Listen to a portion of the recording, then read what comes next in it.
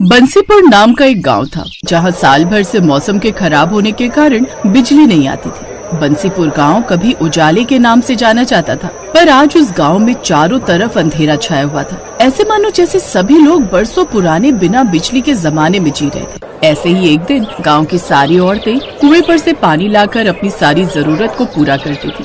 ऐसे ही एक दिन आहा, थक गई रे, मैं तो साल भर से इस कुएं से पानी खींचते हुए परेशान हो गई। अब ना खींचता मुझसे इस कुएं से पानी, मेरे तो कमर में दर्द रहने लगा। अब दर्द हो या कुछ भी हो बहन, घर के काम तो सारे करने ही पड़ेंगे। ये भी कुआं है जिसको एक साल पहले कोई देखता तक नहीं था, और आज देख लो इस कुएं की कितनी अहमियत है। सही कह रही हूँ बहन, जब से गांव की बिजली गई है इस कुएं ने अपनी अहमियत बता दी है, और बिजली न आने से सारी बिजली से चलने वाली चीज बंद पड़ी है। बस काम में आ रहा है तो बस ये कुआं।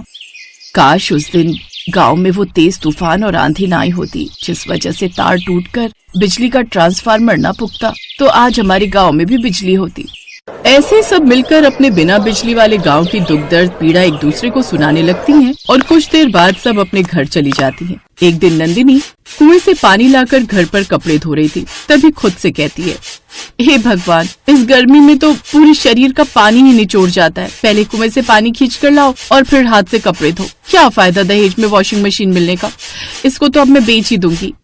ऐसे ही एक दिन अंजना गर्मी में हाथ के पंखे से हवा कर रही थी, तभी अंजना अपनी सास से कहती है, आहा, गर्मी, किस काम का एसी जब देखो बंद पड़ा रहता है। इसे उतरवा कर बिकवा देना बहू, बिना बिजली के गांव में इस एसी का कोई मोल नहीं है। ऐसे ही एक दिन शाम होते ही सारे गांव में गुप्त अंधेरा छा गया था, और गांव के सभी आदमी शाम को दिन ढलने से पहले ही काम पर से अपने अपने घर वापस से आ जाते हैं, क्योंकि पूरे गांव में लाइट न होने की वजह से पूरे गांव में घुप अंधेरा हो जाता है, जिससे पास खड़ा इंसान भी नहीं दिखता था। तभी रात को सुनील अपनी पत्नी से कहता है, माला, अब अंधेरा काफी हो गया और पास के सभी लोगों के भी दरवाजे बंद हो गए। तुम भी घर का दरवाजा लगा दो, मैं ऊपर छत पर बिस्तर कर लेता हूँ। अंधेरा होते ही सभी गांव के लोग अपने अपने घर के दरवाजे लगा लेते थे, और माला भी अपने घर का दरवाजा लगाकर मोमबत्ती के उजाले में छत पर चली जाती है, फिर बिस्तर पर जाकर लेट जाती है। जैसे ही माला की आंख लगती है, तभी माला को अपने घर के दरवाजे के बजने की आवाज आती है। उसी वक्त माला अपने पति सुनील को जगाकर कहती है, अजीब, इतनी रात को हमारे घर पर कौन आया होगा? मैं देख कर आता हूँ। इतने में पड़ोस में छत पर लेटा हुआ एक आदमी कहता है, अरे अरे सुनील भैया, रात को इस वक्त दरवाजा बिल्कुल मत खोलना, ये कोई डाकू या चोर होगा। रात को अब हमारे गांव में चोर लुटेरे भी आने लगे हैं। पड़ोसी की बात सुनकर सुनील दरवाजा खोलने के लिए नहीं जाता है। अब गांव में बिजली न होने के कारण रात के अंधेरे में 4 लुटेरों की भी आने की दहशत लोगों में फैल गई। फिर सारी रात सभी लोगों की चोर डाकू की दहशत में गुजरी। फिर एक दिन दोपहर को गांव के सारी औरतें पेड़ के नीचे बैठकर आपस में वार्तालाप कर रही थी। तभी अंजना की सास कहती है, मुझे नहीं लगता बहन अब कभी हम लोगों को बिजली नसीब होगी। धीरे धीरे आज 2 साल होने को जा रहे हैं लाइट आने की उम्मीद में, पर मुझे नहीं लगता अब कभी लाइट आएगी हमारे गांव में। अरे माँ जी, लाइट से याद आया, मैंने स्कूल में सोलर सिस्टम के बारे में पढ़ा था, उसे हम बिजली की तरह इस्तेमाल कर सकते हैं। कैसे बहू? माँ जी, ये सोलर एनर्जी यानी कि सूर्य की ऊर्जा, इसका इस्तेमाल करने से हमारे आसपास का एनवायरनमेंट अच्छा होता है, जिससे पर्यावरण को भी कोई हानि नहीं होती है। इससे हम अपनी लाइट की जरूरतों को भी पूरा कर सकते हैं। अगर कोई ऐसी चीज है जिससे हम अपने घर में लाइट की सुविधा कर सकते हैं, तो तुमने हमें पहले क्यों नहीं बताया अंजना? कैसे आएगी ये सोलर एनर्जी हमारे गाँव में? इसके लिए हम सबको अपने अपने घर की छत के ऊपर सोलर प्लांट लगवाना होगा, जो सूरज की किरणों से चार्ज होगा, और उससे हमें एनर्जी मिलेगी। ये थोड़ा महंगा जरूर होता है, पर हालातों को देखते हुए बस अब यही नजर आ रहा है। गांव की सभी औरतें सोलर पैनल लगवाने के लिए तैयार हो गई, और अगले दिन ही गांव की सभी औरतों ने अपनी अपनी छत पर सोलर पैनल लगवा लिए, जिससे गांव के कुछ घरों में बिजली आ जाती है। तभी नंदिनी अपनी सास से कहती है, माँ जी देखो, टंकी में 2 साल बाद पानी आया है। ये तो तुम सही कह रही हो बहू, पर ये सोलर पैनल हमको महंगा पड़ा है। गांव में अभी आधे से ज्यादा घर हैं जिनमें अभी लाइट नहीं थी, क्योंकि वो लोग इस सोलर पैनल का खर्चा नहीं उठा पाएंगे।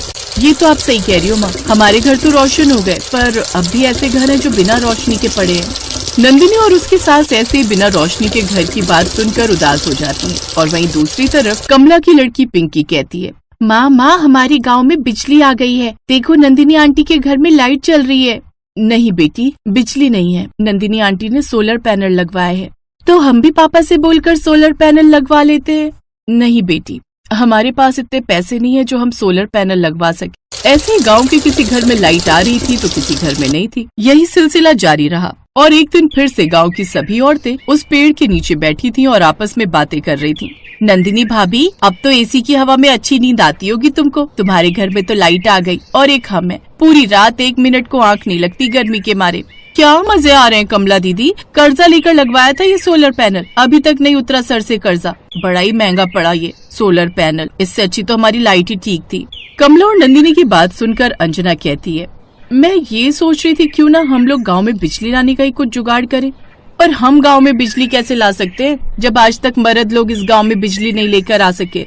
हम मर्द लोगों से कम है क्या? वैसे भी गांव में बिजली मर्द नहीं बल्कि हमारी शिक्षा लेकर आ सकती है। आप लोग कहो तो हम लोग कल ही बिजली दफ्तर चलते हैं और अपने गांव में बिजली ला कर दिखाएंगे।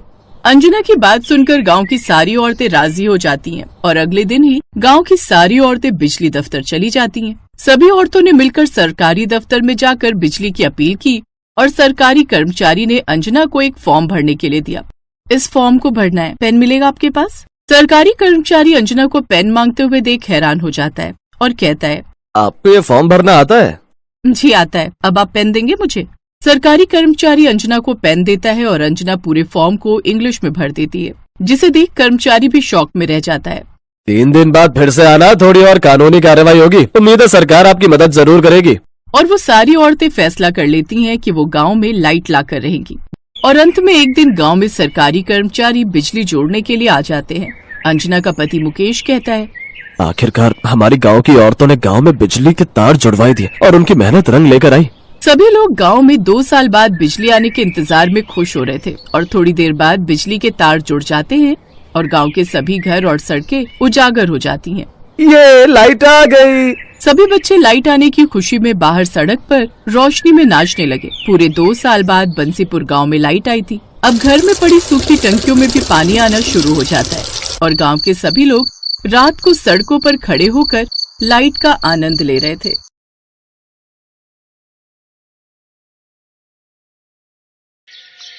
माँ जी, मैं जल्दी से कपड़े धोकर आ जाती हूँ, नहीं तो भीड़ लग जाएगी नल पर। बहू भरी गर्मी में कहाँ जाएगी कपड़े धोने? मुझे तो डर है कहीं तू बीमार न पड़ जाए। माँ जी आप जाने दो मुझे कपड़े धोने, नहीं तो फिर शांति आंटी की बहू पूरे कुनबे के कपड़े लेकर धोने बैठ जाएगी, जिससे शाम तक नंबर नहीं आएगा। ठीक है तेरी मर्जी, चली जा कपड़े धोने। रीता कपड़े लेकर नल पर धोने चली जाती है। ये कहानी है एक गरीब परिवार की जो जौनपुर गांव में रहता था। उस गांव में बिजली आने का कोई साधन नहीं था। उस परिवार में एक सास और उसकी एक बहू, एक बेटी और 2 बेटे रहते थे। बड़ा वाला बेटा उमेश गांव में रहता था, जो मेहनत मजदूरी करके अपना घर चलाता था, और दूसरा बेटा सौरभ शहर में रहता था और एक रोज वो शहर की लड़की से ही शादी कर लेता है। शादी के बाद अपने गांव में कुछ दिनों के लिए रहने आता है और जैसे ही उसकी सास अपनी छोटी बहू को देखती है, उसको घर के बाहर ही रोक देती है। ये लड़की अंदर नहीं जाएगी। पर माँ क्यों? ये बहू है आपकी।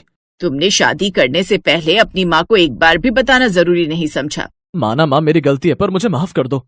कमला अपनी बेटी की खुशी के लिए रिंकी को अंदर बुलाती है और उसे अपनी बहू स्वीकारती है। थोड़ी देर बाद जब रात होने लगती है तो सारे गांव में लाइट की जगह मिट्टी के दिए जलने लगते हैं, जिसे देखकर रिंकी अपनी सास से बोलती है, माँ जी ये गांव के किसी भी घर में और हमारे घर में लाइट क्यों नहीं चल रही है? बहू लाइट? हमारे गांव में बिजली नाम की तो कोई चीज ही नहीं है जो लाइट चलेगी। हम सभी लोग अपने कामों को दिन ढलने से पहले ही निपटा लेते हैं और रात दिए जलाकर काटते हैं। क्या? ये क्या कह रही हो माँ जी आप? इतनी भयंकर गर्मी में वो भी बिना लाइट के कैसे रहती हो आप? रिंकी अपनी सास की बात को सुनकर बुरी तरह से चौंक गई और उसको यकीन नहीं हुआ कि यहाँ इस गांव में लाइट नहीं है।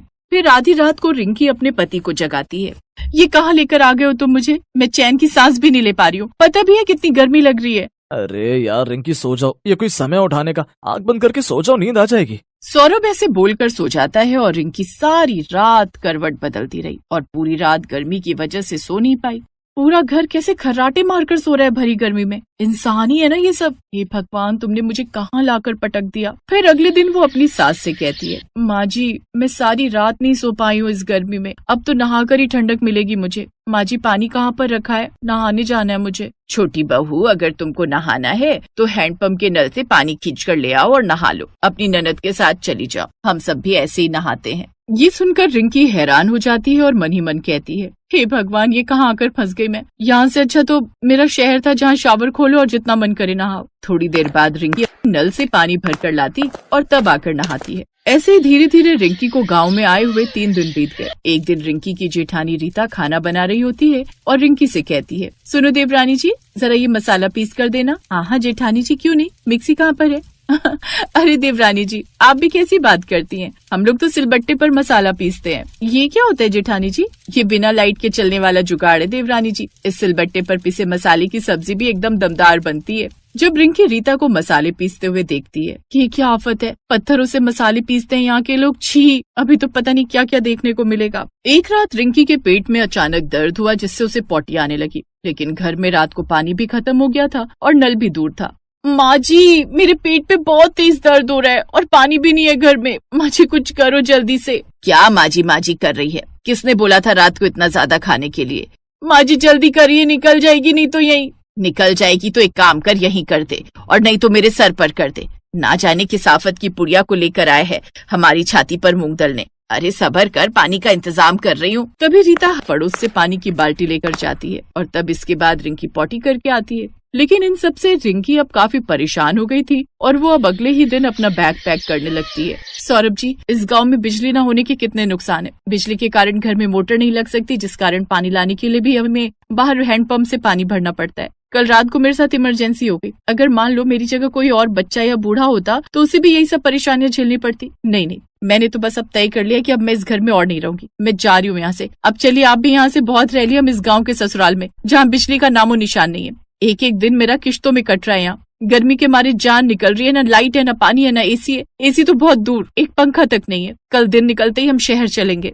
देखो रिंकी, यहाँ मेरे माँ बाबूजी हैं और मैं उनके पास कुछ दिनों के लिए रहने आया। तो मेरे लिए थोड़ा गर्मी बर्दाश्त नहीं कर सकती? अरे ये भी तो इंसान है। रह रहे ना, अगर मेरी खुशी के लिए कुछ दिन रह लोगी तो कोई पहाड़ नहीं टूट जाएगा। रिंकी पत्नी की खुशी के लिए गांव में बिना बिजली के रहना सीख जाती है और सबके साथ मिलजुल कर रहने लगती है। ऐसे ही एक हफ्ता गुजर जाता है और फिर एक दिन सुनीता, माँ जी देखो ना, मैंने कितने मन से पालक पनीर बनाया था, सब गर्मी के कारण खराब हो गया। काश भाभी हमारे गाँव में भी बिजली होती तो एक फ्रिज होता जिससे ये रोज रोज का नुकसान नहीं होता। बेटी, इस गांव में कभी भी बिजली नहीं आने वाली। पूरी जिंदगी निकाल दी मैंने अपनी ऐसे ही। वहीं खड़ी रिंकी अपने परिवार की परेशानी देख मन ही मन ठान लेती है कि अब इस गांव में वो बिजली लाकर ही रहेगी। माँ जी, अब इस गांव में बिजली की सुविधा ला कर रहूंगी, जिससे इस गांव को और हम लोगों को बिजली के कारण होने वाली सारी परेशानी से छुटकारा मिल जाएगा। बस रहने दे बहू, तू इतने बड़े बड़े गांव के मुखिया यहाँ बिजली ना ला सके, तू बिजली लाएगी यहाँ। माँ जी, मैं आपसे और सभी गाँव वालों से वादा करती हूँ कि मैं इस गांव में बिजली ला कर रहूंगी। अब रिंकी बिजली विभाग के ऑफिस जाती है और इस बारे में इंक्वायरी करने लगती है। कितने समय से जौनपुर गांव में बिजली नहीं है, लोग यहाँ परेशान पड़े हुए, आखिर प्रशासन कर क्या रहा है? ए मैडम, प्रशासन जो मर्जी करे तो मैं इससे कहा, हमारी मर्जी नहीं देते उस गांव में बिजली, बोले क्या कर लोगी? बड़ी बदतमीज है आप। लेकिन डोंट वरी, मैं भी आपसे ऊपर के ऑफिसर के पास जाऊंगी, लेकिन जौनपुर गाँव को बिजली दिलवा कर ही रहूंगी। ये कहकर रिंकी उस सरकारी दफ्तर से बाहर आने लगती है। तभी उसे वहाँ काम करने वाला गार्ड सबकी नजरों से बचते हुए बोलता है, रुकिए मैडम, जौनपुर गांव के लिए बिजली का प्रस्ताव तो सरकार की तरफ से कब का पास हो चुका है, लेकिन कुछ भ्रष्टाचारी अधिकारी हैं जो इस गांव में बिना कमीशन लिए बिजली पास ही नहीं कर रहे। पूरे 30 लाख की डिमांड है उनकी, और अब गांव के गरीब लोग इतना पैसा कहां से लाएं? लेकिन तुम्हें ये सब कैसे पता? क्योंकि मैं भी उसी गांव में रहता था, लेकिन बिजली न होने के कारण मेरे छोटे छोटे पोता पोती को काफी दिक्कत होने लगी थी, जिस कारण मुझे मजबूरी में वो गांव छोड़ना पड़ा। और यहाँ नौकरी करते हुए मुझे पता चला कि गांव तक बिजली न पहुंचने का असली कारण भ्रष्टाचारी लोग हैं। ओह, तो ये बात है। इसका मतलब भ्रष्टाचारी लोग जौनपुर गांव और बिजली के बीच रोड़ा बने हुए हैं। लेकिन अब मुझे उस रोड़े को बीच से हटाना ही होगा। आपको मेरा एक काम करना होगा। क्या आप मुझे उस अधिकारी से मिलवा सकते हैं? हाँ बिटिया, अपने गाँव की भलाई के लिए मैं कुछ भी करूँगा। रामदीन यानी कि वो गार्ड रिंकी को उस अधिकारी से मिलवा देता है। ओ, तो आप कानपुर गांव को बिजली दिलवाना चाहती हैं? ठीक है, मिल जाएगी, लेकिन इसके लिए आपको पूरे 30 लाख रुपए देने होंगे। बोलो, दे पाओगे इतनी कीमत? लेकिन ये तो साफ साफ तुम घूस मांग रहे हो। एक सरकारी अधिकारी को ये सब शोभा नहीं देता। ए ज्ञान की देवी, हमें तेरा ज्ञान नहीं सुनना। अगर देना ही चाहती है तो रिश्वत दो हमें, वो भी पूरे 30 लाख रुपए। रिंकी ने उसकी ये सब बातें अपने फोन में रिकॉर्ड कर ली थी। अब वो सीधा पुलिस के पास जाती है और उसे जेल में डलवा देती है। अब ये बात मीडिया में आग की तरह फैल जाती है, जिसके बाद जौनपुर में जल्दी से सरकार की तरफ से बिजली पहुंचा दी जाती है। रिंकी ने जैसा बोला था वैसा ही कर दिखाया। उसकी शिक्षा और ज्ञानता